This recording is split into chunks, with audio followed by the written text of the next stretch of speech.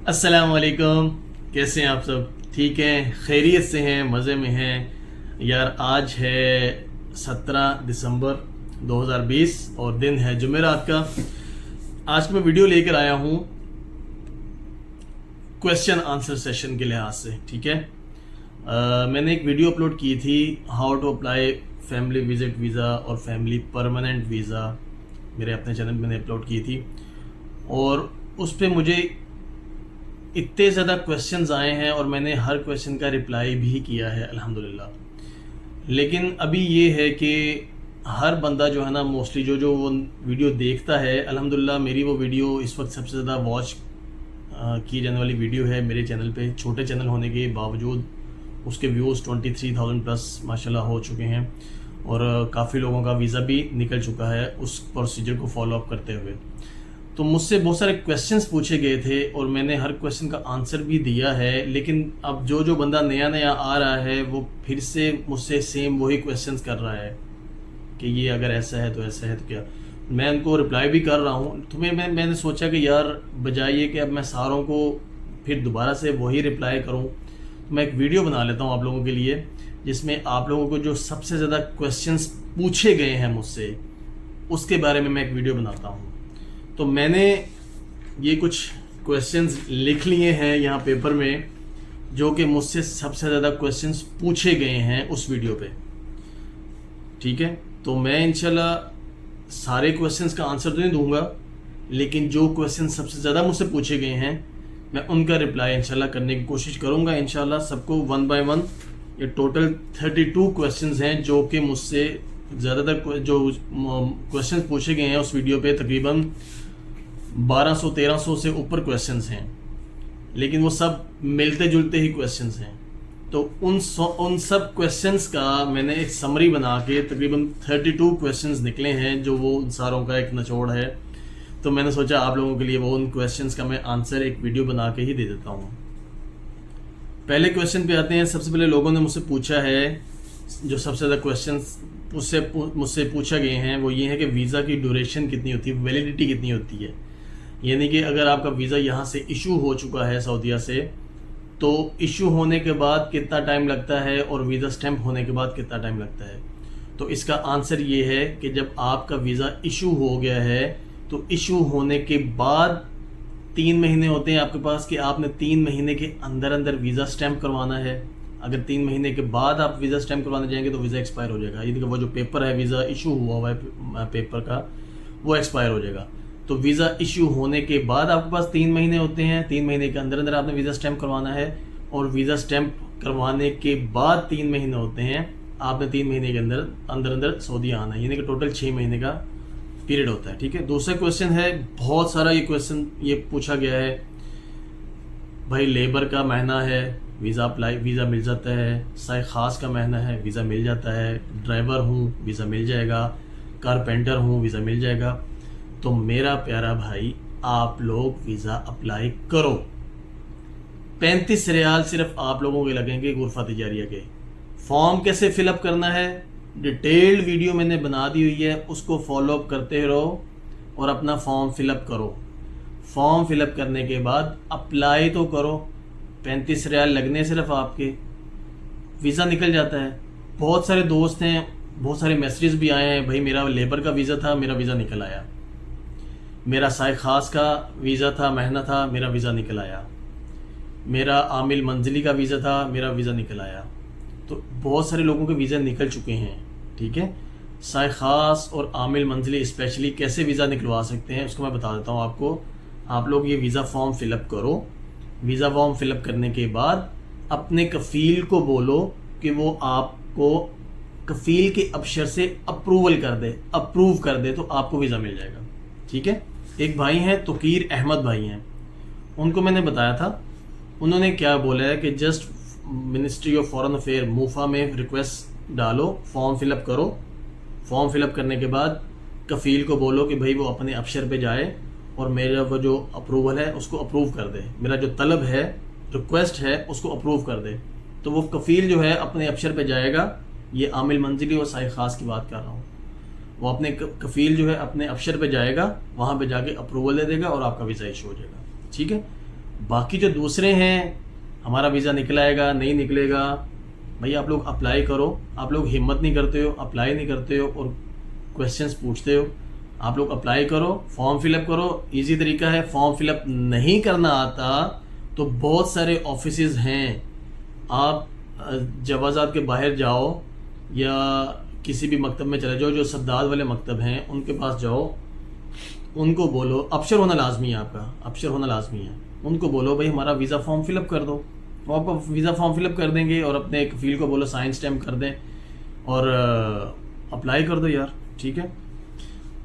तीसरा क्वेश्चन है कि बहुत ज़्यादा मुझसे पूछा गया है कि वीज़ा की फ़ीस कितनी है। तो वीज़ा की फ़ीस मेरा भाई सऊदीया में कोई फ़ीस नहीं है, सिर्फ आपने गुरफ़ा तिजारिया करवाना है, सिर्फ वो 35 रियाल वो फ़ीस है, गुरफ़ा तिजारिया की स्टैंपिंग की फ़ीस है।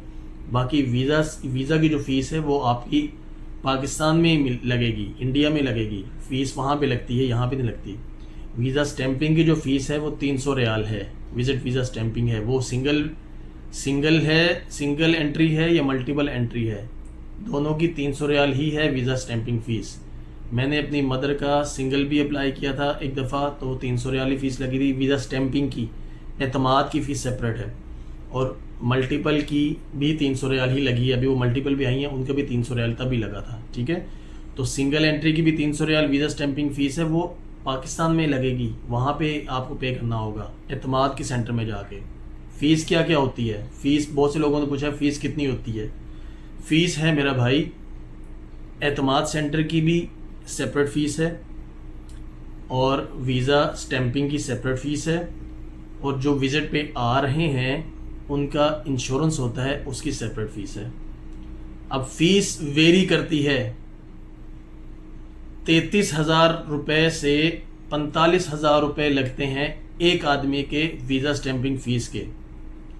अब 33,000 किसके लगते हैं और 45,000 किसके लगते हैं, मैं बताता हूँ। जिसकी एज थोड़ी है, देखो वीज़ा स्टैंपिंग फ़ीस सेम है 300 रियाल, 15,000 रुपये तक में पाकिस्तान बनते हैं पाकिस्तान के हिसाब से। एतमाद वालों की फ़ीस 12 से 15,000 रुपये है, 30,000 रुपये ये हो गया, 28 से 30,000 रुपये तक में ये हो गया। बाकी फ़ीस लगती है आपकी इंश्योरेंस की, जो आपका बंदा आ रहा है विज़िट वीज़ा पे, उसकी इंश्योरेंस की फ़ीस लगेगी। वो इंश्योरेंस की फ़ीस वेरी करती है एज के लिहाज से, एज लिमिट के लिहाज से। जिसकी एज थोड़ी है उसकी मेडिकल इंश्योरेंस के पैसे कम लगते हैं, जिसकी एज ज़्यादा है उसकी मेडिकल इंश्योरेंस की फ़ीस ज़्यादा लगती है। मेरी मदर की एज है 67 ईयर्स, मेरी मदर के पैसे लगे हैं 15,000 रुपये, 300 रियाल वीज़ा स्टैंपिंग के, 15,000 रुपये एतमाद वालों ने अपने सर्विस चार्जेस लिए हैं, जिसपे डॉक्यूमेंटेशन, प्रिंटिंग, पेपर्स, फीस, ये वो सारे उनकी वीज़ा स्टैंपिंग फ़ीस, वो 15,000 रुपये उनके लगा है। और 15,000 रुपया मेडिकल इंश्योरेंस करवाई है मैंने अपनी मदर की, वो उनकी एज ज़्यादा है 67, इसलिए ज़्यादा लगी है। तो 45,000 रुपये लगी है एक बंदे की, ठीक है। इसी तरह वेरी करती है, एज जितनी ज़्यादा होगी उसकी प्राइस कम, प्राइस ज़्यादा होगी, जिसकी एज थोड़ी होगी उसकी मेडिकल इंश्योरेंस की एज थोड़ी होगी, ठीक है।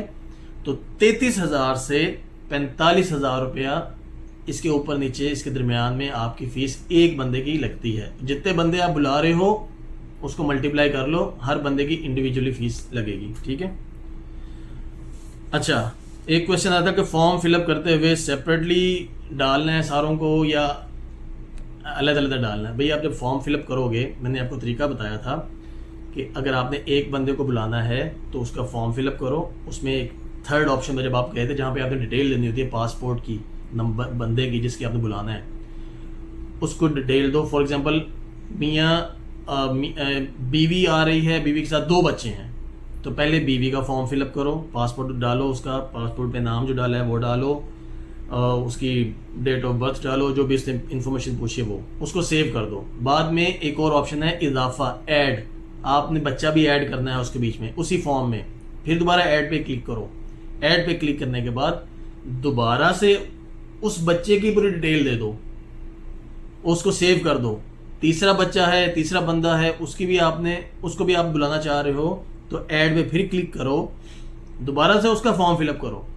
जिस जिस बंदे को आपने बुलाना है सबका आपने सेपरेट इन्फॉर्मेशन वहाँ पे देनी है। वो फिर एक फॉर्म निकलाएगा जिसके ऊपर जितने बंदे आप बुला रहे हो पूरा सारों का डिटेल आ जाएगी। समझ रहे हैं? हर बंदे की इंडिविजुअली आपने फॉर्म फिलअप कर, फॉर्म एक ही होगा, सिर्फ डिटेल आपने इंडिविजुअली सारों को देनी है। 4 बंदे बुला रहे हो तो 4 बंदों का डिटेल देनी होगी और 4 बंदों की ही फीस सेपरेट लगेगी, 33 से 45 हज़ार रुपया। अगर फॉर एग्जाम्पल 33 हज़ार रुपया है एक बंदे का और 4 बंदे बुला रहे हो तो 1,32,000 रुपया लगेगा 4 बंदों को बुलाने के लिए। ये फीस आपने देनी है पाकिस्तान में एतमाद सेंटर में वीजा स्टैंपिंग के लिए। ठीक है, 5वां क्वेश्चन है। यार वीडियो बहुत लंबी हो जाएगी, सॉरी, लेकिन मुझे ये क्वेश्चन कवर करने हैं, ज़रा हौसले से सुन लीजिएगा। 5वां क्वेश्चन है, आफ्टर स्टैंपिंग ओनली टिकट। और अच्छा, कुछ लोगों का क्वेश्चन था कि अगर हम लोग वीज़ा स्टैंप करवा लेते हैं उसके बाद क्या करना है, हम सिर्फ टिकट लेके आ जाएं या कुछ और भी करना है? भाई आपका जब वीज़ा स्टैंप होके आ जाएगा आपने टिकट करवानी है। टिकट करवाने से एक दिन पहले जाके अपना कोरोना टेस्ट करवा लें। कोरोना टेस्ट की वैलिडिटी होती है 48 आवर्स, 48 घंटे होती है। जब आपने यहाँ पे पहुँचना है तो आपका वो कोरोना टेस्ट वैलिड होना चाहिए, एक्सपायर ना हो। तो इसका बेहतरीन हल ये होता है कि जिस दिन आपकी टिकट है, आज 17 तारीख है, आज अगर आपकी टिकट है तो 16 तारीख को जाएं और उसका कोरोना टेस्ट करवा लें। आप जिस एयरलाइन की आप टिकट करवाएंगे उन एयरलाइन वालों से आप पूछेंगे, उस जिस एजेंट से आप टिकट करवाएंगे उस एजेंट से पूछेंगे कि भाई मैंने ये सऊदी एयरलाइन की टिकट करवानी है, तो सऊदी एयरलाइन की टिकट करवाने के लिए मुझे कोरोना का टेस्ट कहाँ से करवाना है। तो वो ट्रैवल एजेंट आपको बताएगा कि भाई सऊदी एयरलाइन की यहाँ से PCR टेस्ट होगा, कोरोना टेस्ट होगा। PIA वाले आपको बताएंगे आप यहाँ पे लैब पे जाके आपने टेस्ट करवाना है। एयर ब्लू वाले हैं वो आपको बताएंगे आपने कहाँ से जाके, वहाँ से जाके आपने एक दिन पहले कोरोना टेस्ट करवा लेना है। और कोरोना टेस्ट जो है वो 8 से 10 घंटे में ऑनलाइन ही मिल जाता है आपको। ठीक है, उसका प्रिंट निकालें, 8-10 घंटे के बाद दोबारा चेक करें, एप्लीकेशन नंबर वो आपको देंगे, वो आपको बताएंगे प्रोसीजर कि भाई यहाँ पे ऑनलाइन जाओ, ऑनलाइन जाके यहाँ पे ये डिटेल दो, आपका रिपोर्ट निकलेगी, कोरोना टेस्ट निकल आएगा। उसको प्रिंट निकाल लो और अपने टिकट के साथ अटैच कर लो। ठीक है, 6वां क्वेश्चन है जी। अच्छा हाँ, एक क्वेश्चन मुझसे बार बार पूछा गया था कि वाइफ को बुलाना है तो वाइफ को बुलाने के लिए मैरिज सर्टिफिकेट जो है वो अटेस्ट करवाना लाजमी है।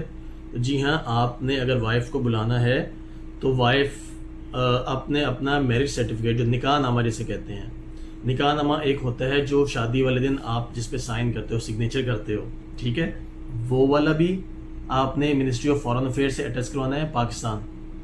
यानी कि आपने जब एतमाद के सेंटर में जाना है वीज़ा स्टैंपिंग के लिए, डॉक्यूमेंट्स देने के लिए जाना है, तो आपने अपना निकाह नामा भी साथ लेकर जाना है जो कि अटेस्टेड हो मिनिस्ट्री ऑफ फॉरेन अफेयर से।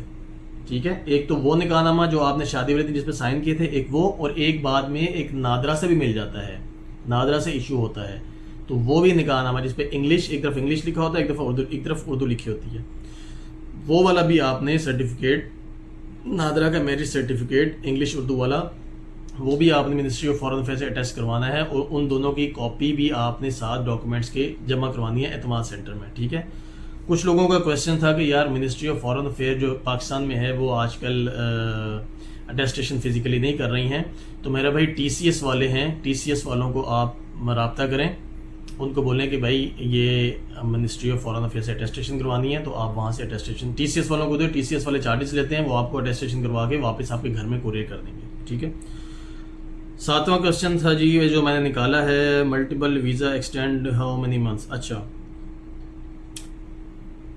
क्वेश्चन था, बहुत सारे क्वेश्चन थे कि भाई अगर मल्टीपल वीज़ा लग जाता है तो वो कब एक्सटेंड करवा सकते हैं। ठीक है, मल्टीपल वीज़ा 1 साल का लगता है। जब आपका बंदा सऊदीया पहुंच जाएगा तो 3 महीने के बाद उसका वीज़ा एक्सपायर हो जाएगा। ठीक है, तो आपने एक्सपायर होने से पहले, फॉर एग्जांपल अक्टूबर में आया है 1 अक्टूबर को, तो अक्टूबर का पूरा महीना, नवंबर का पूरा महीना, दिसंबर का पूरा महीना, यानी कि 30 दिसंबर 31 दिसंबर को उसका मुमकिन है वीज़ा एक्सपायर हो रहा होगा। तो आपने 7 दिन पहले यानी कि आप 25 दिसंबर को, 24 दिसंबर को अपने अबशर पे जाएं, पहले उसकी फ़ीस पे करें 100 रियाल। 100 रियाल फ़ीस पे करने के बाद आप किसी भी सद्दाद वाले के पास चले जाएं, उनको बोलो कि ये मेरे फैमिली बंदा है, ये विजिट वीज़े पे आया हुआ है, तो इसकी इंश्योरेंस करनी है, तो आपने उसकी इंश्योरेंस भी करवानी है, दोबारा रिन्यू करवानी है इंश्योरेंस। एक इंश्योरेंस होती है जब वो पाकिस्तान से निकलेगा तो एतमाद वाले उसको इंश्योरेंस करके देते हैं, मेडिकल इंश्योरेंस। वो इंश्योरेंस जो है वो भी वैलिड 3 महीने के लिए होती है।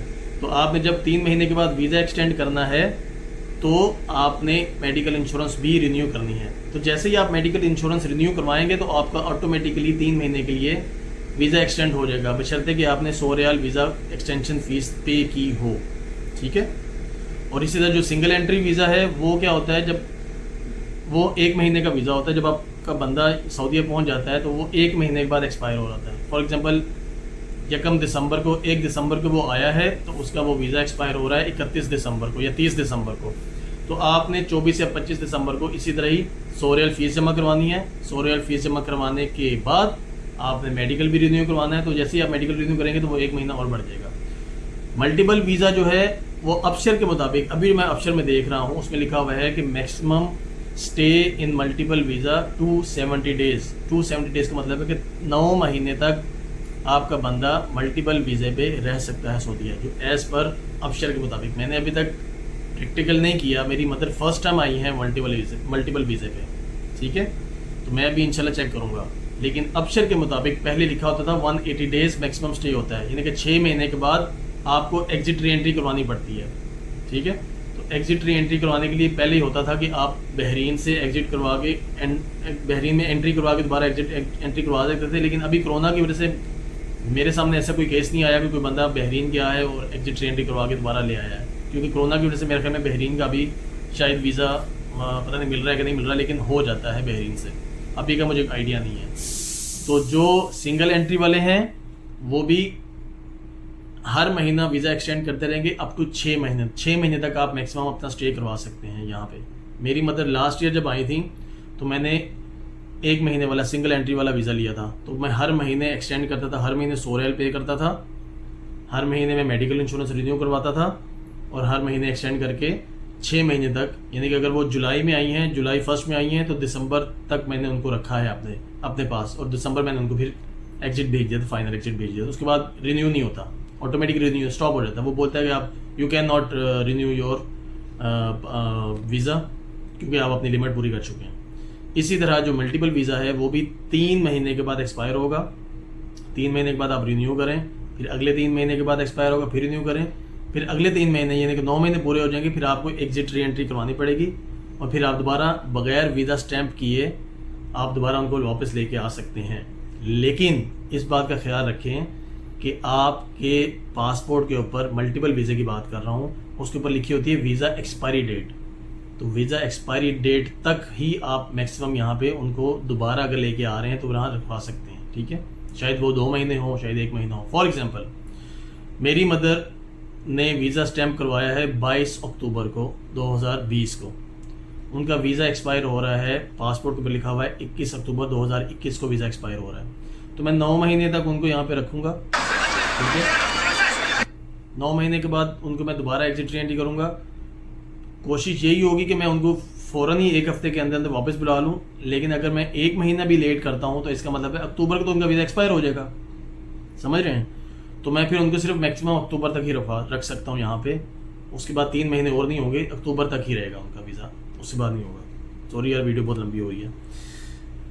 अच्छा, कहते हैं जी वीज़ा के लिए लेवल ऑफ एजुकेशन कितनी होनी चाहिए। भाई परमानेंट वीज़ा के लिए तो कम से कम ग्रेजुएशन होनी चाहिए और आपके पास डिग्री और आपका profession same as per degree होना चाहिए। अगर अकाउंटेंट है तो आपकी डिग्री भी अकाउंट्स की होनी चाहिए, ठीक है। इनके एटलीस्ट ग्रेजुएशन होनी चाहिए परमानेंट वीज़ा के लिए, और विजिट वीज़ा के लिए कोई लिमिट नहीं है। कुछ क्वेश्चंस आए थे कि विजिट वीज़ा पे आप उम्रा करवा सकते हो विजिटर्स को, तो आप करवा सकते हो। उसके लिए मैंने सेपरेट एक वीडियो बनाई हुई है, आप वहाँ जाके चेक कर लें कैसे मैंने अपनी मदर को भी, मेरी मदर विजिट पे आई हुई है तो मैंने उनका कैसे उम्रा करवाया था, ठीक है।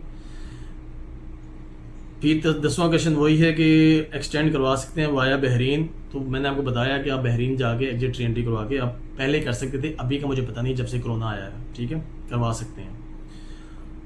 अच्छा, फॉर्म फिलअप करते हुए कुछ लोगों को प्रॉब्लम्स आ रही है। जो सबसे ज़्यादा क्वेश्चन मुझसे पूछा गया था कि भाई हम फॉर्म फिलअप करते हैं, लास्ट स्टेप पे जाके एरर दे देता है टेक्निकल सपोर्ट का। उसका सबसे आसान तरीका क्या है, आप अपना ब्राउज़र चेंज करें। अगर आप गूगल क्रोम से फॉर्म फिलअप कर रहे हैं तो फायरफॉक्स यूज़ कर लें। फायरफॉक्स में भी अगर सेम प्रॉब्लम आ रही है तो इंटरनेट एक्सप्लोरर यूज़ कर लें। अगर सब में प्रॉब्लम आ रही है तो मेरा भाई आप गूगल क्रोम में जाएं, मैं आपको दिखाता हूँ स्टेप बाय स्टेप। आप गूगल क्रोम में जाएं, यहाँ पे क्लिक करें राइट पे और यहाँ पे लिखी हुई है हिस्ट्री। हिस्ट्री पे क्लिक करने के बाद इस पे क्लिक करें हिस्ट्री पे, और इसी तरह आप इसकी हिस्ट्री जो है वो क्लियर कर दें। ये क्लियर लिखा हुआ है, क्लियर ब्राउजर डाटा, इस पे क्लिक करें और इस पे क्लिक करने के बाद आपने ये लिखा हुआ है ऑल टाइम हिस्ट्री क्लियर करके क्लियर डाटा कर दें। ठीक है, इसी तरह आपने यही स्टेप फायरफॉक्स में भी करना है। फायरफॉक्स में भी हिस्ट्री की ऑप्शन होगी और इंटरनेट एक्सप्लोरर में भी हिस्ट्री की ऑप्शन होगी। सेकंड आपने क्या करना है, ये मेन मेन्यू है। ठीक है, आपने यहाँ पे राइट क्लिक करना है। राइट क्लिक करने के बाद यहाँ पे है ऑप्शन रन पे क्लिक करें और यहाँ पे आपने लिखना है TEMP टेम्प। ठीक है, ओके करें। ओके करने के बाद ये फाइल्स आएंगी, इन फाइल को सारों को डिलीट कर दें। सारों को सिलेक्ट करें और शिफ्ट डिलीट कर दें, परमानेंट डिलीट हो जाएगा। ठीक है, ये आपने सारी फाइल, कुछ एक दो फाइल शायद डिलीट ना हो लेकिन आप मोस्टली सारी फाइलें डिलीट कर देना। ठीक है, उसके बाद ये करने के बाद अभी देखो कुछ 2-3 फाइलें रह गई हैं, खैर है कोई मसला नहीं। उसके बाद फिर आप दोबारा रन पे जाएं, रन पे क्लिक करें, यहां पे लिखें परसेंटेज टेम्प और परसेंटेज। ठीक है, ये क्लिक करने के बाद मैंने क्या मिस्टेक कर दिया है, यहाँ पे मैंने हैशटैग डाल दिया परसेंटेज। ठीक है, ये परसेंटेज है, टेम्प परसेंटेज, इस पे क्लिक करें। ये फाइलें आएंगी, सारों को कंट्रोल A करें, सारों को सिलेक्ट करें। ठीक है, और शिफ्ट डिलीट कर दें। ठीक है, इसी तरह ही आपने तीसरा स्टेप करना है, रन पे जाएं, यहाँ पे लिखें प्रीफेच, PREFETCH।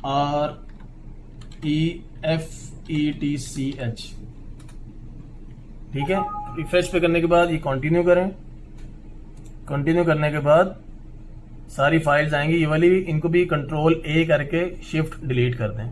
तो इसी तरह ये करने के बाद आपने ये तीनों स्टेप करने के बाद आपने अपना सिस्टम जो है रीस्टार्ट करना है। उसके बाद आप फॉर्म फिलअप करेंगे तो इंशाल्लाह ये प्रॉब्लम नहीं आएगी। ठीक है, ये क्वेश्चन बहुत ज़्यादा मुझसे पूछा गया था। अच्छा, एक क्वेश्चन था जी, पाकिस्तान ट्रैवल करने के लिए कोरोना टेस्ट करवाना है या नहीं करवाना। ठीक है, तेरा एक क्वेश्चन था जी, वीज़ा स्टेटस चेक करने के लिए। अच्छा, अगर आपने वीज़ा स्टैम्प करने के लिए दिया हुआ है एतमाद सेंटर में, तो आपने वीज़ा कैसे चेक करना है कि आपका वीज़ा लग गया कि नहीं। एतमाद की वेबसाइट पर जाएँ, वहाँ पे लिखा हुआ है वीज़ा एप्लीकेशन स्टेटस, उस पर क्लिक करें। जब आप डॉक्यूमेंट जमा करवा के आते हैं एतमाद सेंटर में तो वो आपको एक स्लिप देता है जिसके ऊपर इंजाज लिखा होता है और नीचे रेफरेंस नंबर लिखा होता है। उस स्लिप के ऊपर रेफरेंस नंबर लिखा होता है। एतमाद सेंटर पे जाएं, वहाँ पे उनकी वेबसाइट etamad.com पे जाएं, वहाँ पे जाके आप वीज़ा एप्लीकेशन स्टेटस पे क्लिक करें। सबसे नीचे लिखा होगा रेफरेंस नंबर और आगे लिखा होगा डेट ऑफ बर्थ। जिस बंदे का आपने चेक करना है उसके स्लिप के ऊपर लिखा होगा रेफरेंस नंबर, वो रेफरेंस नंबर डालें और आगे उसकी डेट ऑफ बर्थ डालें जो उसकी एज पर पासपोर्ट है। तो आपको पता लग जाएगा कि आपका इस वक्त वीज़ा स्टेटस कहाँ पे, आपका पासपोर्ट स्टैंप हो गया है, नहीं हुआ, वापस आया है, कहाँ पे है, वो आपको सारा बता देगा कि आपका पासपोर्ट इस वक्त लाहौर से इस्लामाबाद चला गया है और अब इस्लामाबाद से वापस आ गया है। इसका मतलब इस्लामाबाद जब वापस आ जाएगा तो इसका मतलब आपका वीज़ा स्टैंप होके आ जाएगा इंशाल्लाह आपके पास। ठीक है, फैमिली मेडिकल। अच्छा, क्वेश्चन था जी, फैमिली अगर विजिट वीज़े पे आती है तो उसका मेडिकल तो हम करवा नहीं सकते हैं विजिट वीज़े वाले, तो क्या करें। पहले होता था कि जो फैमिली विजिट वीज़ा पे जो आते थे उनका जो इंश्योरेंस बनती थी, इंश्योरेंस होती थी पाकिस्तान में एतमाद वालों पे, एतमाद वाले करते थे, तो वो किसी भी हॉस्पिटल में नहीं चलती थी। लेकिन अभी मैंने सुना है, मैंने अभी प्रैक्टिकली अभी अल्लाह का शुक्र अल्हम्दुलिल्लाह मेरी माँ को मैं नहीं लेकर गया, तो अभी सुना है कि जो वो इंश्योरेंस करवाते हैं एतमाद वाले वो अभी आपके हॉस्पिटल में चल जाती है। उसका दूसरा ऑल्टरनेट हल क्या होता है कि बहुत सारे क्लिनिक हैं, बहुत सारे हॉस्पिटल्स हैं, वो एक डिस्काउंट कार्ड बना के देते हैं जो आपके विजिटर आए होते हैं। फॉर एग्जाम्पल मेरी माँ है, मैं उसको चेकअप करवाने जा रहा हूँ और मुझे एक डिस्काउंट कार्ड चाहिए, तो वो किसी भी आप हॉस्पिटल वाले से पूछें कि जो डिस्काउंट कार्ड बना के देता है, तो उस डिस्काउंट कार्ड की कीमत होती है 250 से 500 600 तक होती है। डिपेंड करता है कि वो क्लिनिक या हॉस्पिटल कितना बड़ा है। ठीक है, उस लिहाज से फीस होती है। तो उसमें क्या होता है कि आपकी जो फीस होती है डॉक्टर के चेकअप की वो मेरे 5 या 10% होती है और उसमें डिस्काउंट हो जाता है। और मेडिसिन में कोई डिस्काउंट नहीं होता, मेडिसिन आपको फुल लेनी पड़ती है, मेरे ख्याल 5% उस पर भी डिस्काउंट हो जाता होगा। और वो आपका 1 साल, यानी कि जब तक आपकी वीज़ा की ड्यूरेशन है तब तक आपका वो डिस्काउंट कार्ड मिल जाता है। तो बहुत सारी कंपनीज, जो बहुत सारे हॉस्पिटल्स और क्लिनिक जो हैं वो डिस्काउंट कार्ड बना के देती हैं, तो आप ट्राई कर लें। लेकिन अभी जो है, जो एतमाद वाले इंश्योरेंस करके दे रहे हैं, वो सुना है कि वो चल रही है इंश्योरेंस मोस्टली फार्मेसीज़ में, या मोस्टली जो क्लिनिक्स हैं, मोस्टली हॉस्पिटल हैं, उसमें चल रही हैं, ठीक है। और परमानेंट वीज़े के लिए भी जब आपका फैमिली आती है परमानेंट वीज़े के लिए, तो आप की इंश्योरेंस वहीं से होगी फैमिली की जहाँ से आपकी इंश्योरेंस होगी। फॉर एग्जांपल मेरी इंश्योरेंस है मेड गल्फ की, ठीक है, मेरी फैमिली आती है परमानेंट वीज़े पे, तो मुझे भी अपनी फैमिली की मेड गल्फ से ही करवानी होगी। से अपनी कंपनी को रिक्वेस्ट करूँगा कि भाई मेरी फैमिली का भी इंश्योरेंस करवा के दो। तो कुछ कंपनीज होती हैं वो आपको फैमिली स्टेटस देती हैं, और आपका जो मेडिकल इंश्योरेंस के चार्जेस होते हैं वो कंपनी खुद बियर करती है। लेकिन सम टाइम होता है कि कंपनी बियर नहीं करती है, तो आपको खुद से पैसे देने होते हैं। तो जो सी क्लास की जो इंश्योरेंस होती है ना, वो आपको बच्चों की जो छोटी एज के हैं 700 से 800 मैक्सिमम 900 रियाल पर ईयर 1 साल की आपको फीस लगती है, वो आपको पे करनी होती है। कुछ कंपनीज खुद पे कर देती हैं, कुछ आपको खुद पे करनी होती है। 1 साल की 900 रियाल है, 700 से 900 रियाल है। और जो लेडीज़ होती हैं, जो बीवियाँ होती हैं, वाइफ्स होती हैं, उनकी 2500 से 3000 रुपये होती है 1 साल की, ठीक है। उसमें क्योंकि उसमें वो प्रेगनेंसी डिलीवरी की भी इंश्योरेंस होती है, हर लिहाज से करनी होती है, तो वो उसके ज़रा चार्जेस ज़्यादा होते हैं। तो वो भी एक साल के सालाना जो है 2500 से 3000 रुपया होती है, 3000 रियाल होती है। कुछ कंपनीज खुद बियर कर लेती हैं अगर जिसको फैमिली स्टेटस दिया होता है। अगर जिनको फैमिली स्टेटस ना दिया हो तो वो फिर उनको खुद बियर करना पड़ता है, ठीक है। वीज़ा स्टेटस चेक एतमाद वो मैंने बता दिया आपको। अच्छा, उसके बाद है कैन चेंज सिंगल टू कुछ क्वेश्चन आए थे मुझे कि अगर सिंगल एंट्री पे आते हैं तो यहाँ पे आके मल्टीपल वीज़ा पे कन्वर्ट हो सकते हैं, चेंज कर सकते हैं, तो नहीं हो सकते, ठीक है। फॉर्म फिलअप मिस्टेक, अगर आप फॉर्म फिलअप करते हुए कोई मिस्टेक कर देते हैं, पासपोर्ट नंबर गलत डाल दिया, तो कोई मसला नहीं है, आप दोबारा दूसरा फॉर्म फिलअप कर लें, कोई इशू नहीं है। वो फॉर्म छोड़ दें, वो आपका सिर्फ जैसे आपने फॉर्म फिलअप किया है उसका कोई प्रूफ नहीं है किसी किस्म का गवर्नमेंट का, ठीक है। फॉर्म में अगर फिलअप करते हुए जब आपने प्रिंट निकाला देखा कि मैंने ये मिस्टेक कर दी है, उसको छोड़ दें, दोबारा नया फॉर्म फिलअप कर लें, ठीक है। अच्छा, कुछ लोगों का था जी ऑक्यूपेशन सेक्शन में लिखा नहीं जा रहा, यानी कि जहाँ पे फॉर एग्जांपल आपने अपनी वाइफ को बुलाना है, तो वाइफ का ऑक्यूपेशन क्या है, तो वो हाउस वाइफ है, ठीक है। तो हाउस वाइफ कहते हैं जी वो लिखा नहीं जा रहा, तो आप अरबिक में ट्राई करें, ठीक है। उसका आसान तरीका क्या है, गूगल पे जाएँ, गूगल ट्रांसलेशन पे जाएँ, गूगल ट्रांसलेशन पे जाके वहाँ पे लिखें हाउस वाइफ को वो अरबी में ट्रांसलेट कर देगा रुबुल मंजिल, तो उसको कॉपी करें, उस जगह पे आके पेस्ट कर दें, तो वो हो जाएगा, ठीक है। इसी तरह अगर बच्चे हैं तो बच्चों का, अगर आपने बेटा है तो इब्न लिख दें, वहाँ पे सन लिखें गूगल ट्रांसलेशन में, तो वो इब्न लिख देगा, उसको कॉपी करें और पेस्ट वहाँ पे कर देंगे, पेस्ट हो जाएगा। बच्ची को बुला रहे हैं तो बिंत लिख दें, डॉटर का बिंत बना देगा, उसको कॉपी करके, यानी कि इस तरह आप गूगल ट्रांसलेट को यूज़ करते हुए, अगर आपको अरबी नहीं लिखनी आती तो अब अरबी में वहाँ पे लिखा जाएगा। परमानेंट वीज़ा ऑनलाइन रिस्पॉन्स, लोगों ने मुझसे पूछा था कि परमानेंट वीज़ा अप्लाई जब करें तो उसका रिस्पॉन्स कितनी देर में आ जाता है, तो वो 48 आवर्स से 72 आवर्स तक आपका रिस्पॉन्स आ जाता है, 2 से 3 दिन में रिस्पॉन्स मिल जाता है। आजकल थोड़ा लेट भी हो रहा है, कुछ लोगों का मुझे क्वेश्चन आया था कि भाई हमने 1 महीना हो गया अभी अप्लाई किया, कोई रिस्पॉन्स नहीं है। आजकल ना इसमें रश बहुत ज़्यादा है। मैंने अपने मुदीर का भी अप्लाई किया था, 1.5 महीना हो गया, तो मैं 1 महीने से ऊपर हो गया, अभी तक उसको रिस्पॉन्स नहीं आया। हमने कॉल किया था मुफा की मिनिस्ट्री ऑफ फॉरेन अफेयर को, उन्होंने कहा कि भाई रश बहुत ज़्यादा है इसलिए थोड़ा वेट करें, तो मिल जाएगा। या जब तक वो आपको रिस्पॉन्स नहीं देंगे कि एक्सेप्ट है या रिजेक्ट है, अगर आपको जो फॉर्म है एज इट इज़ नज़र आ रहा है, इसका मतलब अभी उसको देखा नहीं गया, ठीक है। टाइम थोड़ा लग रहा है आजकल, लेकिन मिल जाते हैं इंशाल्लाह। वीज़ा इशू बट इकामा एक्सपायर्ड, अच्छा, कुछ लोगों का क्वेश्चन था कि भाई मैं वीज़ा इशू करने चाह रहा हूँ या मैंने वीज़ा इशू कर लिया है, लेकिन मेरा इकामा जो एक्सपायर होने वाला है 2 महीने के बाद या 1 महीने के बाद या 10 दिन के बाद, लेकिन वीज़ा इशू हो चुका हुआ है, तो क्या वीज़ा स्टैम्प हो जाएगा? तो आप बेहतर ये होता है कि जब आप वीज़ा अप्लाई करें तो आपका इकामा की वैलिडिटी कम से कम 3 महीने बाकी हो, ठीक है। फॉर एग्ज़ाम्पल आप अप्लाई कर रहे हो सितंबर में और आपका इकामा एक्सपायर होगा दिसंबर में, तो बेहतर ये होता है कि 3 महीने का मार्जिन रखें फिर आप अप्लाई करें। जिन लोगों का एक्सपायर हो चुका होता है या 10 दिन रह गए, 15 दिन रह गए, तो बेहतर है उसको फ़ौरन से पहले फिलअप रिन्यू करवा के जब आपकी फैमिली वहाँ पाकिस्तान में वीज़ा स्टैम्प करवाने के लिए जाएगी तो अपने साथ में कॉपी देते हैं उसको, नए इकामे की, तो इंशाल्लाह लग जाएगा वीज़ा। अच्छा, एक भाई कहा था कि मैंने परमानेंट वीज़ा अप्लाई किया था तो येलो स्लिप मिल गई है लेकिन उसके ऊपर वीज़ा नंबर नहीं लिखा हुआ, तो क्या करें? येलो स्लिप में पहले वीज़ा नंबर लिखा होता था लेकिन आजकल नहीं लिखा आ रहा, आजकल ऊपर कोई रेफरेंस नंबर शायद लिखा होता है। आप जब पाकिस्तान में भेजेंगे उस येलो स्लिप को तो वो जो एतमाद वाले हैं या एजेंट्स हैं वो खुद ही सऊदी एम्बेसी से वो ऑनलाइन वीज़ा बनवा लेंगे। येलो स्लिप का मतलब ये है कि आपका वीज़ा उन्होंने अप्रूवल दे दी हुई है, ठीक है। तो अब आगे काम है सऊदी एम्बेसी का, जहाँ से आपने वीज़ा स्टैम्प करवाना है तो वो आपको निकलवा लेंगे, कोई टेंशन वाली बात नहीं है। विजिटर की मेडिकल इंश्योरेंस मैंने बता दी है। 2 ईयर का विजिट वीज़ा, कुछ लोगों ने पूछा था मुझसे कि 2 साल का मल्टीपल वीज़ा चाहिए, तो 2 साल का मल्टीपल वीज़ा अभी नहीं मिलता, पहले एक दफ़ा इन्होंने शुरू किया था, अभी मैक्सिमम 1 साल का मल्टीपल वीज़ा है। एक क्वेश्चन पूछा है गुरफा तजारिया ऑनलाइन कैसे होता है? मैंने मैनुअल करवाया था, मैंने मैनुअल यहाँ पे जाकर, मैं गुरफा तजारिया के अंदर ही हूँ तो यहाँ बैक साइड पे उनका ऑफिस है तो मैंने वहाँ जाके मैनुअल करवा लिया था, लेकिन आजकल मैनुअल भी नहीं कर रहे हैं। ऑनलाइन गुरफा तजारिया का आसान तरीका ये कि आप फॉर्म फिलअप करने के बाद अपनी कंपनी के HR डिपार्टमेंट में दें या अपनी कफ़ील को दें, उन्हें बोलें मेरा गुरफा तजारिया करवा दें, तो उनका अगर ऑनलाइन गुरफा तजारिया है तो वो आपको ऑनलाइन गुरफा तजारिया करवा देंगे, आप खुद से नहीं कर सकते। मैनुअली अगर करवाना है तो, लेकिन मैनुअली मैंने तो करवा लिया था लेकिन लोग कहते हैं अभी मैनुअली होता नहीं है, लेकिन मैंने मैनुअली जाके गुरफा तजारिया करवा लिया था। तो अगर मैनुअली गुरफा तजारिया नहीं हो रहा तो आप अपनी कंपनी को बोलें वो ऑनलाइन आपका गुरफा तजारिया कर देंगे। एक क्वेश्चन बहुत ज़्यादा लोगों से पूछा था कि यार जब हम लिखते हैं हमने चैम्बर ऑफ कॉमर्स करवाना है तो मेरी कंपनी रियाज में है, मैं जद्दा में काम कर रहा हूँ, तो मैं वहाँ पे उन्वान पे यानी लोकेशन पे क्या लिखूँ, जद्दा लिखूँ या रियाज लिखूँ? तो इसका आसान आंसर ये है कि आप अपनी कंपनी से पूछें कि भाई हमारा गुरफा तजारिया जो है वो जद्दा में है या रियाज में है। मेरी कंपनी के 2 गुरफा तजारियाँ हैं, रियाज में भी हैं, जद्दा में भी है।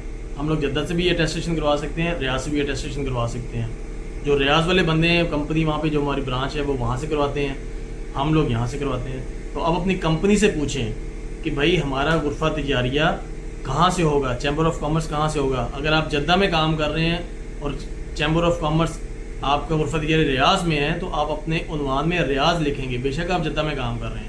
तो वो फिर पेपर जो है एप्लीकेशन पेपर वो आप रियाज भेजें, वो आपको ऑनलाइन ही वहाँ से गुरफा तजारिया करवा देंगे, ठीक है। जहाँ का आपकी कंपनी का गुरफा तजारिया है वहाँ से आपने अटेस्टेशन करवानी है, ठीक है।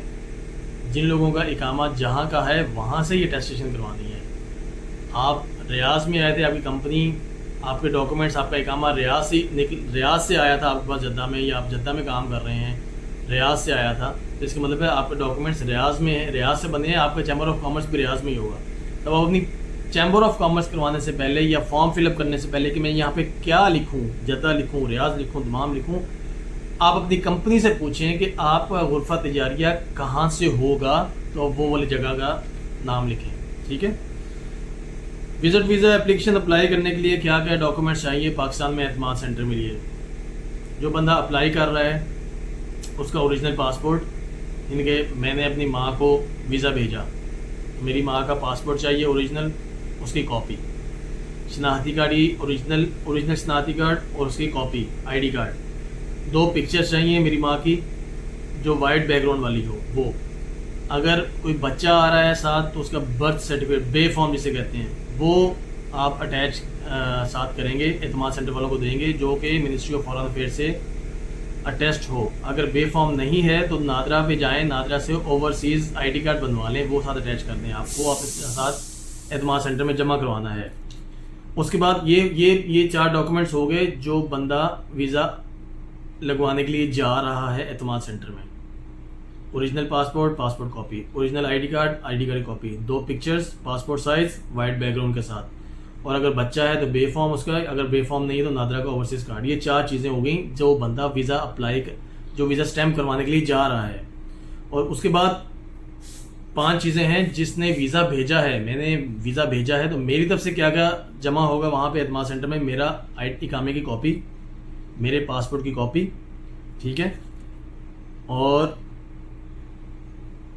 अगर मैं बच्चों को बुलाना चाह रहा हूँ तो वैक्सीन कार्ड मिलता है GCC से, ठीक है, तो वो आपने वैक्सीन का भी साथ अटैच करना है, वैक्सीन कार्ड को भी अटैच करना है। ये बेसिकली पॉइंट ऊपर होना चाहिए था जहाँ एप्लीकेंट है, जो बंदा वीज़ा लगवाने के लिए जा रहा है, ये पॉइंट वहाँ पे होना चाहिए था। ठीक है, तो अगर बच्चा है छोटी एज का है, 1 साल का या 2 साल का, तो उसका वैक्सीन कार्ड मिलता है जीसीसी सेंटर से। आप किसी भी गवर्नमेंट हॉस्पिटल में जाएंगे तो उनको बताइएगा कि भाई मुझे वैक्सीन कार्ड चाहिए मेरे बच्चे का, तो वो आपको बनवा देंगे। या आपका बच्चा जिस हॉस्पिटल में पैदा हुआ है उनसे आप रब्ता करें, मिल जाएगा। वीज़ा पेपर मेरी तरफ से जो मैंने वीज़ा इशू करवा के यहाँ पे भेजा है, वो उसकी कॉपी साथ अटैच होगी। और मैरिज सर्टिफिकेट, ये भी बेसिकली ऊपर होना चाहिए था। मैरिज सर्टिफिकेट भी आपने अटैच करना है, जो मैंने पहले आपको बता दिया है कि मिनिस्ट्री ऑफ फॉरेन अफेयर से अटैच होना चाहिए, दोनों मैरिज सर्टिफिकेट, ओरिजिनल वाला भी और नादरा से इशू होने वाला भी, वो भी। ठीक है, तो ये सारे डॉक्यूमेंट्स है जो आपको सबमिट करवाने हैं मूफा में। अच्छा जी, उसके बाद है जी लेट इन वीज़ा इशू। कुछ लोगों ने मुझे ये पूछा था कि बहुत ज़्यादा लेट हो रहे हैं, वीज़ा इशू नहीं हो रहा, तो वेट करें यार, मिल जाएगा। आज का रश बहुत ज़्यादा है, मिल जाता है इंशाल्लाह। विजिटर कैन गो फॉर उम्रा। हाँ जी, आप जो विजिटर वीज़े पे आते हैं वो उम्रा पे जा सकते हैं। ठीक है। अच्छा, कुछ लोगों ने बोला था एतमाद की अपॉइंटमेंट कैसे लेनी है। अगर आपको एतमाद की अपॉइंटमेंट नहीं लेनी है तो आप अगर वैसे भी जा सकते हैं, अपॉइंटमेंट लेना ज़रूरी नहीं है। मैंने अपनी माँ को जब वीज़ा लगवाने के लिए भेजा है एतमाद सेंटर में, मैंने कभी भी अपॉइंटमेंट नहीं ली। सिर्फ पहली मरतबा मैंने अपॉइंटमेंट ली थी, उसके बाद मैंने कोई अपॉइंटमेंट नहीं ली। एज इट इज़ वो चले गई हैं सुबह, और टोकन मिलता है, टोकन लेके वेट करें अपनी बारी का, और आपका फॉर्म, वो एप्लीकेशन, जितने भी डॉक्यूमेंट्स हैं, जो मैंने आपको डॉक्यूमेंट्स की लिस्ट बताई है, अगर ये सारे पूरे हैं तो जाके सबमिट करवा दें, वो सबमिट हो जाएंगे इंशाल्लाह।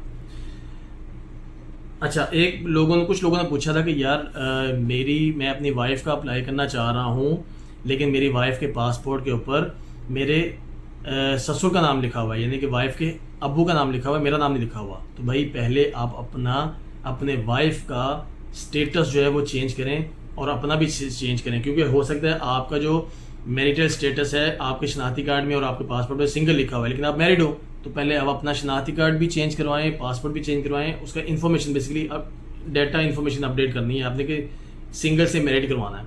और इसी तरह आपने अपनी वाइफ का भी स्टेटस चेंज करवाना है, सिंगल से मैरिड करवाना है। और आपकी वाइफ के शनाख्ती कार्ड में भी, ID कार्ड में भी और पासपोर्ट में भी हस्बैंड नेम होना चाहिए, क्योंकि आप हस्बैंड हो और आप ही बुला रहे हो ना, तो आपका नाम होगा तभी वो उनका वीज़ा स्टैंप होगा, नहीं तो नहीं, वीज़ा स्टैंप नहीं होगा। ठीक है। बच्चों का कोरोना टेस्ट लाजमी है, छोटे बच्चों का कोरोना टेस्ट लाजमी नहीं है पाकिस्तान से। अच्छा, कुछ लोगों ने पूछा था कि भाई मैं अपनी फैमिली, जो माँ बाप के अलावा या वाइफ के अलावा दूसरे बंदों को बुला सकता हूँ। तो सऊदी गवर्नमेंट ने अभी शायद शुरू किया है कि आप अपने बहनों को भी बुला, पहले था अपने माँ को, बाप को और अपने बच्चों को, और बीवी के माँ बाप को पहले ये ऑप्शन थी सिर्फ कि आप इन 5-6 बंदों से बुला सकते हो। लेकिन अभी सऊदी गवर्नमेंट ने अनाउंस किया है शायद, लेकिन अभी तक मेरी नज़र में कोई ऐसा एक्सपीरियंस नहीं आया कि आप अपनी बहन को भी बुला सकते हो, यानी कि मैं हूँ, मेरी बीवी है, मैं अपनी माँ को बुला सकता हूँ। अभी जो न्यूज़ आई है, माँ को बुला सकता हूँ, अपने बाप को बुला सकता हूँ, अपनी बहन को बुला सकता हूँ, अपनी बहन के बच्चों को भी बुला सकता हूँ उनके साथ, अपने भाई को बुला सकता हूँ, लेकिन भाई की एज जो है 18 साल से कम होनी चाहिए। और इसी तरह बीवी के लिहाज से भी, बीवी के माँ बाप को, बीवी की बहन को, बीवी की बहन के बच्चों को और बीवी के भाई को भी अगर 18 साल से कम है। अभी ये सुनने में आया है कि ये लोगों ने शुरू किया है, लेकिन मैंने फॉर्म फिलअप जाके देखा था, वहाँ पे ये अभी ऑप्शंस आए नहीं हैं। अदर्स की ऑप्शन है, हो सकता है अदर्स की ऑप्शन में अगर आप ये फिलअप कर दें कि मैं अपने सिस्टर को बुलाना चाह रहा हूँ तो उख्ती लिख दें, तो हो सकता है वो कर दें। लेकिन मैंने अपने मुदीर का, उसकी साली का अप्लाई किया हुआ है, यानी कि मुदीर की जो वाइफ है उसकी बहन का अप्लाई किया हुआ है, लेकिन अभी तक रिस्पॉन्स नहीं आया, ना एक्सेप्टेंस हुई है ना रिजेक्शन हुई है। फॉर्म वैसे के वैसे नज़र आ रहा है 1 महीने से, तो हो सकता है निकला है, हो सकता है ना निकला है, लेकिन अभी तक कोई मेरी नज़र से कोई ऐसा केस गुजरा नहीं है कि जिसने अपनी बहनों के बच्चों को बुला लिया हो। मिल जाता होगा, मिल जाता है, ज़रूर मिल जाता है, लेकिन कोई केस गुजरा नहीं मेरे आगे से। Visit visa tickets. अच्छा, विजिट वीज़े के लास्ट क्वेश्चन है ये, वीडियो बहुत लंबी हो गई यार, माजरत, लेकिन इन्फॉर्मेशन देनी लाजमी थी। विजिट वीज़ा, जब आप विजिट वीज़े बुलाते हो तो कुछ लोगों का क्वेश्चन था कि रिटर्न टिकट लेना लाजमी है। तो जी हाँ भाई, विजिट वीज़े के आने के लिए आपको रिटर्न टिकट लेना लाजमी है। मैंने अपनी मदर की कैसे टिकट करवाई थी, लाहौर से जद्दा आने के लिए फुल टिकट मैंने करवाई थी, और जद्दा से वापस लाहौर जाने के लिए मैंने टेम्परेरी टिकट करवाई थी। समझ रहे हैं? लाहौर से जद्दा आने के लिए पूरी पेमेंट दी थी मैंने, 1500 रियाल की वन वे टिकट मिली थी मुझे, और मैंने 50 रियाल एक्स्ट्रा दिए थे ट्रैवल एजेंट को। कुछ 100 रियाल लेते हैं, कुछ 50 रियाल लेते हैं। उनको बोलो कि भाई मुझे रिटर्न के लिए टेम्परेरी टिकट चाहिए, कि जो कि तुम, वो करते क्या हैं ट्रैवल एजेंट बेसिकली करते क्या हैं, मेरे दोस्त ट्रैवल एजेंट है, वो क्या करते हैं कि वो टिकट को बुकिंग डाल लेते हैं रिटर्न टिकट की, आने की, पाकिस्तान से सऊदी आने की टिकट तो कंफर्म हो जाती है, इशूड हो जाती है, लेकिन जद्दा से वापस जाने के लिए वो क्या करते हैं, पहले बुकिंग डाल लेते हैं। बुकिंग डालने के बाद वो क्या करते हैं कि जिस दिन आपके बंदे ने आना है ना वहाँ से, तो वो उससे एक रात पहले उस टिकट को जो उसने बुकिंग डाली होती है रिटर्न की, उसको वो इशू कर देता है। इशू करने के बाद उसकी कॉपी वो आपको दे देगा और वो आप उसको भेज दें जो बंदा आ रहा है। तो वो जब एयरपोर्ट पर जाएगा उसको पता लग जाएगा भाई रिटर्न भी है और जाने की भी, आने की भी रिटर्न टिकट दो। तो वो क्या होता है, जो एक दिन पहले उसने इशू की होती है ना, उसका वैलिडिटी होती है 24 घंटे। 24 घंटे के अंदर अगर आप कैंसिल करोगे ना, वो ट्रैवल एजेंट क्या करते हैं, वो एक रात पहले जिस बंदे ने आना है उससे एक दिन पहले या एक रात पहले टिकट को इशू कर देते हैं, और जब बंदा यहाँ पहुँच जाता है तो फ़ौरन उसको कैंसिल कर देते हैं। तो वो कैंसिलेशन चार्जेस होते हैं 50 से 100 रियाल होते हैं, वो अपना कुछ नहीं लेते ये ट्रैवल एजेंट, वो सिर्फ कैंसिलेशन चार्जेस होते हैं 50 या 100 रियाल। कुछ लोग 100 रियाल लेते हैं, कुछ लोग 50 रियाल लेते हैं, वो वेरी करता है कि किस एयरलाइन से आ रहे हैं, तो फीस वेरी करती है। तो आप ट्रैवल एजेंट को ऐसे बोलेंगे भाई आने की परमानेंट हो जाए, जाने की तरह टेम्परेरी हो जाए, तो वो आपको गाइड कर देंगे। तो भाई ये वीडियो थी, बहुत लंबी होगी यार, माजरत, बहुत बहुत माजरत यार, लेकिन ये कि ये क्वेश्चन ऐसे थे कि जो मुझसे बार बार पूछे जा रहे थे, तो मैंने सोचा यार इसका मैं एक वीडियो बना के क्वेश्चन आंसर सेशन का एक वीडियो बना देता हूँ। बहुत लंबी वीडियो हो गई यार, बहुत शुक्रिया, जज़ाकल्लाह, अल्लाह ताला आपको जज़ाए खैर दे। और भी किसी किस्म की मेरे ख्याल में अभी तक कोई आंसर है नहीं है जो मैंने ना दिया हो। अगर फिर भी किसी को कोई क्वेश्चन की ज़रूरत हो तो आप मुझसे पूछ सकते हैं। बहुत सारे लोग मुझसे पूछते हैं भाई अपना व्हाट्सअप नंबर दे दो। मेरा भाई मैं यूट्यूब में अपना व्हाट्सअप नंबर नहीं दे सकता, बहुत सारे कॉल्स आएंगी, मैं परेशान हो जाऊँगा। जिस बंदे को कोई पर्सनली काम है, मेरा इंस्टाग्राम पे जाएं, अली उस्मान गनी लिखें मेरा भाई, आप इंस्टाग्राम पे मुझसे वॉइस मैसेज के थ्रू गपशप लगाएं। जो बहुत सारे लोग आते हैं मुझसे बातचीत करते हैं, तो मैं अलहमदुलिल्लाह उनको एंटरटेन करता हूँ। तो वीडियो ख़त्म करते हैं यहाँ पे, दोबारा इंशाल्लाह दोबारा किसी अच्छी वीडियो के साथ हाजिर होंगे। जब तक के लिए अल्लाह हाफिज़, अस्सलाम वालेकुम।